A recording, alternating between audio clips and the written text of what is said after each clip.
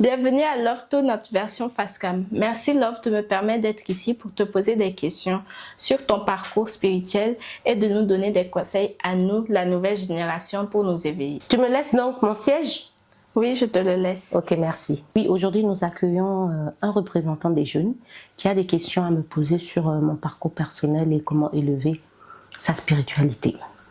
C'est parti, Elena. Donc, tout d'abord, quel est ton parcours personnel? Oh, mon parcours personnel. J'ai été, je dirais, très pratiquante, toujours très pratiquante, chrétienne catholique, qui a grandi dans un pays laïque, mais majoritairement musulman, où il fallait accepter et respecter les religions des autres. J'ai toujours fêté avec mes frères et sœurs musulmans, et je leur ai posé beaucoup de questions sur leur religion, ce qui m'a permis de savoir qu'on avait l'Ancien Testament en commun, mais que après l'histoire divergeait, mais les valeurs spirituelles restent les mêmes. Par la suite, pendant des années, je me suis créé une espèce de tour de contrôle où je baignais au milieu de 3 religions, chrétienne, musulmane et juive, et j'étudiais les nuances de chacune de ces religions-là, de ma tour de contrôle. Comment es-tu arrivé à ton niveau spirituel d'aujourd'hui? J'étais, je dirais, très engagée dans ma religion catholique. J'ai fait d'ailleurs le parcours complet du baptême à la confirmation, en passant par lectrice depuis le collège. J'ai été catéchiste des adultes pendant des années. Sans rentrer dans les détails, je dirais que mon éveil spirituel a été inattendu et très compliqué, parce que même si j'étais dans la religion, la force pour déconstruire, pour briser, casser mes idées, arrêter, faire face à mes peurs et guérir de mes blessures de rejet ou encore du mouton noir, cette force me vient de Dieu, parce que sans lui, j'aurais jeté l'éponge. Ça me vient de Dieu. Je vivais mon éveil spirituel en même temps que mon divorce, ma séparation avec mes enfants. C'était nécessaire, mais très douloureux, très douloureux. Je dirais que en fait, l'éveil spirituel, en fait, c'est une programmation divine qui, quand il arrive, t'as pas le choix, hein. Tu es obligé de faire face. Et c'est ce qui m'a conduit à ici. Je t'ai entendu parler de religion et de spiritualité. Mais du coup, quelle est la différence entre la religion et la spiritualité? Oui, en effet, j'en ai même fait une vidéo. Il y a une grande différence entre la religion et la spiritualité. Je conçois la vie comme un verre avec un contenant. Et la base de ce contenant, ce sont les traditions, nos racines qui nous permettent d'être ancrés en terre. Notre équipe spirituelle, les anciens, les ancêtres, les guides, les divinités, les anges, les archanges, Gaïa Nova, la terre, les astres, la lune, tout ça constitue notre équipe spirituelle et nous devons être ancrés à eux, ancrés à cela. Ça constitue donc le contenant, la base du contenant du verre de la vie. Ensuite, nous avons la religion qui vient se poser dessus. Ça peut être musulman, ça peut être la religion musulmane, chrétienne, juive, bouddhiste, je cite toutes les religions, et même absence totale de religion, qui vient se poser dessus. Une idée qu'on a justement du monde, l'idée, la vision qu'on a du monde, qui vient se poser sur ces traditions-là. Mais cette vision, elle est comme une couche d'huile qu'on doit transcender, qu'on doit dépasser pour accéder à notre moi supérieur. Ce que j'appelle notre moi supérieur, c'est le moi, notre être qui vibre à une fréquence haute et qui vibre d'amour, de bienveillance, de tolérance, de compréhension de soi et de l'autre. Depuis toujours, les jeunes ne s'intéressent pas à la religion ni à la spiritualité. Que penses-tu de cela? Tout à fait. Les jeunes semblent détachés de la religion et de la spiritualité. On a l'impression que ils ont littéralement d'autres chats à fouetter. Mais ça change. Mais ça change, les mentalités sont en train de changer. Il y a beaucoup d'enfants, de jeunes qui pratiquent aujourd'hui même plus que leurs parents. L'adolescence, en fait, est une période clé où les jeunes explorent le sens de la vie, explorent leurs valeurs, et explorent leur identité. J'ai un message pour les parents. Les parents doivent être très attentifs dans cette période, très attentifs aux jeunes. Et ils nécessitent un accompagnement bienveillant et aussi qu'on leur confie des responsabilités, que ce soit à la maison ou à l'extérieur, qu'on leur confie des responsabilités et qu'on soit derrière pour, en cas d'erreur, leur montrer où ils ont commis l'erreur gentiment et les aider à corriger cette erreur. Très important à cette étape de la vie. La spiritualité à cette étape de la vie apporte 3 types d'avantages. Déjà, le premier, c'est que la spiritualité permet aux jeunes la construction identitaire en leur donnant des repères. Et grâce à ces repères, ils arrivent à réaliser des choses qui les rendent fiers d'eux-mêmes, donc à augmenter leur estime de soi. La spiritualité pour les jeunes apporte aussi, l'équilibre psychique, puisque ils arrivent à raisonner, comme des adultes, ils arrivent à raisonner. Donc, plus d'anxiété, plus de stress, plus de dépression. Ils sont donc moins sujettes, moins exposés aux comportements à risque comme les addictions, drogues, etc. Et en plus, ils développent une grande confiance en eux, je le répète, une grande confiance en eux. Enfin, je dirais la spiritualité apporte un développement cognitif parce que Dieu vit dans l'abstrait et penser à Dieu développe justement les pensées abstraites. Et ce côté-là développe du coup la réflexion, la logique et pousse le jeune à réfléchir plus, donc sa capacité de réflexion sur le sens de la vie. Je dirais, tout est une question d'éducation et de communication entre parents et jeunes. Il ne faut pas confondre la religion et spiritualité. Les parents ont tendance à se reposer sur la religion. Non.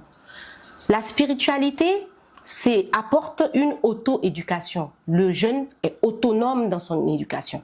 Tandis que la religion amorce cette éducation, mais ne la solidifie pas. Pour être dans la spiritualité, il faut faire des recherches personnelles, il faut faire des recherches internes, ce qui pousse le jeune à s'engager sur ce chemin, sur cette démarche. Tandis que la religion apporte juste des règles sur lesquelles le jeune se base et ne l'applique pas forcément. Donc, pas de solidification. D'autre part, le jeune a besoin aussi d'ouvrir son esprit. Nous devons aider les jeunes à ouvrir leur esprit. Ouvrir son esprit, c'est aller au-delà des idées reçues, des idées entendues, des idées lues, des idées construites.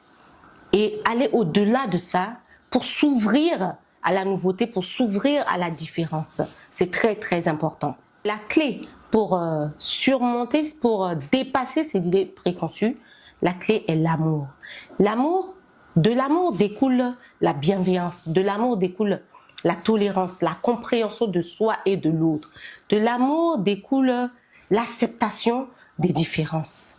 Donc la seule clé pour ouvrir son esprit, c'est l'amour. L'éveil spirituel, en fait, c'est un état d'esprit. C'est un état d'esprit où le jeune ouvre ses bras à lui-même, mais ouvre ses bras aussi au monde, aux autres. Dorénavant, il pose un regard plus sage, plus mature, plus doux sur son environnement et sur tout ce qui l'entoure, ce qui brise l'agressivité. Ce qu'il faut savoir, c'est que la paix intérieure que tout le monde réclame, la paix intérieure que tout le monde cherche, cette paix a un coût, a un prix, et le prix à payer est l'ouverture d'esprit. Pensez qu'avoir une position tranchée sur une chose est signe de conviction, signe de force, mais en fait, dans la plupart des cas, cette fermeture d'esprit aux choses qui vont à l'encontre de nos idées, à l'encontre de nos pensées, de ce qu'on pense, être fermé à cela est plus signe de fragilité. Pourquoi fragilité? Parce que c'est un instinct de protection que d'être fermé à la nouveauté, d'être fermé à ce qu'on ne comprend pas.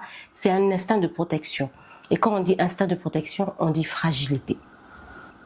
Comment surpasser les moments difficiles, traumatisants, comme les accidents, l'harcèlement scolaire, l'isolement, le sentiment d'être rejeté par les autres ou être incompris, ou les milieux familiaux difficiles, etc., pour avancer malgré tout dans la vie?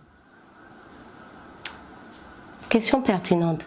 En tant que jeunes, quand nous rencontrons des situations difficiles, comme tu l'as cité, Elena, accident, harcèlement scolaire, isolement, rejet de tes pairs, de tes camarades, ou quand tu es incompris, ou encore des milieux familiaux difficiles, pour dépasser ces moments-là, ou pour les surmonter, ou pour faire face à ces moments, que tu sois croyant ou pas, la première des choses est d'accepter tes émotions. Tu dois les accepter et les extérioriser. Tu ne dois surtout pas les refouler, tu ne dois surtout pas les réprimer, tu ne dois surtout pas te renfermer sur toi-même. Tu dois les accepter, ces émotions de tristesse, de dépression, de sentiments de rejet. Tu dois accepter les émotions que tu ressens et les extérioriser, en parler, dire. Extérioriser, c'est exprimer tes émotions. Tu dois montrer ton ras-le-bol. Tu dois faire sortir de cela de l'intérieur de toi. C'est la première étape. Deuxième étape, tu dois chercher ou accepter le soutien des autres, le soutien de tes proches, ou encore le soutien de tes camarades, ou encore le soutien des professionnels, comme le cas du harcèlement, ou encore le cas de la maltraitance en famille comme ailleurs. Vous devez, les jeunes doivent accepter ou chercher, même quand c'est pas proposé, aller vers les adultes, aller vers les professionnels pour trouver justement cette aide-là dont ils ont besoin pour avancer. C'est très important. La troisième étape, je dirais, de prendre conscience de nos pensées. De prendre conscience de nos pensées. Nos pensées sont comment? Est-ce qu'elles nous encouragent ou elles nous font regresser? Et prendre les pensées négatives, les rejeter et mettre les pensées positives à la place. On peut par exemple pratiquer des activités qui nous rendent joyeux, des activités qui nous rendent heureux, le faire le plus possible, qui va nous permettre de sourire et d'oublier et se féliciter de ce progrès que l'on est en train d'accomplir. Je voudrais vous dire, jeunes, que tout est temporaire. Tout ce qui commence a forcément une fin. Forcément. Maintenant, c'est à vous de déterminer combien de temps ça va prendre dans votre vie. Donc, les moments difficiles, combien de temps ça va prendre dans votre vie? Vous êtes maître de cela. Vous êtes maître du contrôle du temps, de ces moments-là dans votre vie. C'est à vous de décider. En spiritualité, on appelle ça la transmutation. Prendre l'énergie négative et la transformer en énergie positive. On appelle ça la transmutation. Et je vous assure, c'est la base de toute une vie, peu importe l'âge. Quand vous avez compris ce processus, vous avez la garantie de vivre une vie heureuse, plein de bonheur et de prospérité. Une question qui revient plusieurs fois, si Dieu n'est que bonté, pourquoi le mal existe? Oui, effectivement, c'est une question que les jeunes se posent beaucoup et le posent même souvent aux guides spirituels. Pourquoi il y a tant de mal sur Terre si Dieu existe? Pourquoi il ferme les yeux? Pourquoi nous vivons les guerres? Pourquoi nous vivons la maltraitance, le harcèlement, la mort? Ma conviction me présente Dieu sous deux faces, ombre et lumière. Il nous a fait à son image, donc nous sommes aussi ombre et lumière. Tout ce qui existe est ombre et lumière. La nature est ombre et lumière. C'est la loi des contraires, c'est la loi des opposés. Nous avons le libre arbitre qui nous permet de choisir entre faire du bien ou faire du mal. Si nous choisissons de faire le mal, c'est la première source du mal sur Terre. Ce mal que nous avons choisi de faire, comme nous sommes tous un, nous sommes tous unis, nous provenons tous de la même source et de la même énergie, ce mal a automatiquement, indéniablement, des répercussions sur le macro, sur tout l'univers entier. Ces répercussions-là, au niveau de l'univers, c'est la deuxième source du mal. Il existe une loi, qui est la loi de l'équilibre. Quand une période de mal perdure, la nature crée une force opposée, qui est le bien, pour venir casser ce temps et équilibrer les choses. Vice versa, quand il y a une période de bien qui se développe un peu trop, la nature crée aussi une force opposée qui est le mal pour venir équilibrer cela. Donc le mal existe, il est l'opposé du bien. Et ces deux forces sont complémentaires, indissociables, nécessaires, indispensables les deux. Le bien ne peut exister sans mal, le mal ne peut exister sans bien. C'est ainsi, c'est la loi de la correspondance, la loi des opposés, des contraires. Donc le mal forcément va exister. Nous sommes à l'image de Dieu et Dieu est ombre et lumière. Ne rejetons pas le côté ombre et gardez le côté lumière. Les deux sont nécessaires. C'est pour ça qu'il existe des guerres. C'est pour ça qu'il existe la mésentente, qu'il existe les disputes. C'est pour ça qu'il existe plein de mots. Mais ces mots ont toujours une nécessité. Lorsque c'est gratuit, ça produit un karma. Ça produit un remboursement. Mais lorsque c'est nécessaire, ça produit une élévation, un avancement. Une question banale, mais très importante. Comment prier? La meilleure manière de prier est la vibration. Il n'existe pas de pouvoir externe, extérieur qui vient sauver.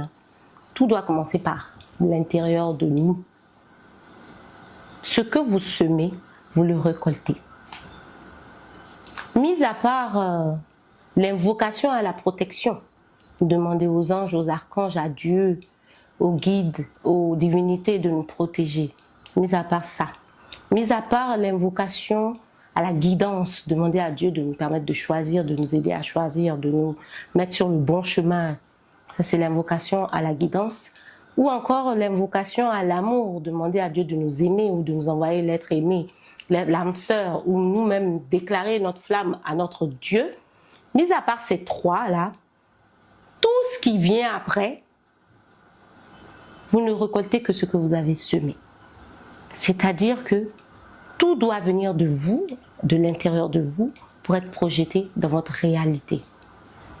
Vous devez vibrer haut. Et comment on vibre haut? On vibre haut dans le bien. Quand on est dans le mal, on vibre forcément bas et on récolte du mal. Mais quand on est dans le bien, on vibre haut. Bienveillance, tolérance, amour, je ne le répéterai jamais assez. Écoute de ton prochain, soutiens comme tu peux. Quand tu donnes le positif te revient. Tu dis souvent que changer le monde n'est pas la mission impossible ou vaine qu'on pense qu'elle l'est. C'est une qualité de vie, une forte vibration que l'on émet tout au long de notre vie. Oui. Mais du coup, comment contribuer à changer le monde? En tant que jeune, Oui. Vous êtes la nouvelle génération, nous sommes la nouvelle génération. Dieu merci, nous avons compris beaucoup de choses et nous savons que sauver le monde n'est pas devenir un super-héros, mais sauver le monde n'est pas d'attendre les Avengers. Sauver le monde, c'est un comportement, c'est une attitude, c'est une manière de penser, une manière de réfléchir. Sauver le monde, c'est une forte vibration, comme je dis, qu'on doit émettre. Et ça doit commencer par nous. Nous devons changer le monde en montrant l'exemple. Nous sommes notre chantier. Les autres ne sont pas notre chantier, nos chantiers. Nous sommes notre chantier. Nous devons, nous, travailler sur nous et montrer l'exemple, ce qui va permettre d'impacter les autres et de pousser les autres, d'activer chez les autres la même démarche. Je n'ai pas la mission de changer les autres. J'ai la mission de changer moi, afin que ma lumière rejaillisse sur les autres et qu'ils puissent saisir cette étincelle pour activer chez eux aussi la même démarche de se sauver eux-mêmes. Donc changer le monde, c'est se changer soi-même pour être un exemple pour les autres, afin qu'ils se changent eux-mêmes. C'est ça. En tant que jeune, par exemple, à l'école, aider ses camarades, être un soutien pour ses camarades, être bienveillant envers ses camarades, être respectueux, même si la personne est différente, même si le camarade est différent de nous, être respectueux envers les adultes, aller faire ce qu'on te demande de faire à l'école, ne pas aller faire autre chose, ne pas être influençable quand les camarades font quelque chose de mal, leur dire non, c'est pas bien, moi je suis pas venue à l'école pour faire ça. Faites-le. Allez au-delà de l'approbation des autres. Ne pas chercher à ce qu'on m'aime. Oui, parce que je sais que les jeunes, comme vous êtes en construction identitaire, vous avez tendance à vouloir que tout le monde vous aime. Mais l'amour des autres, vous voulez en faire quoi? Vous voulez aller faire quoi de ça? Est-ce que c'est matériellement quantifiable? Qu'est-ce qu'on en fait de l'amour des autres? À part être emprisonné dans leur jugement. Parce que le jour où les autres ne vous aiment plus, là, ça devient la fin du monde. Cette fragilité, il faut lutter contre ça. Je n'ai pas besoin de l'amour des autres. À partir du moment où j'ai l'amour de moi-même. Et Dieu m'aime, même pas les parents.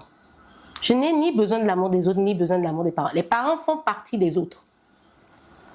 La seule personne qui est entière et qui est en moi et qui me comprend mieux que tout le monde, c'est moi-même. Et ensuite Dieu.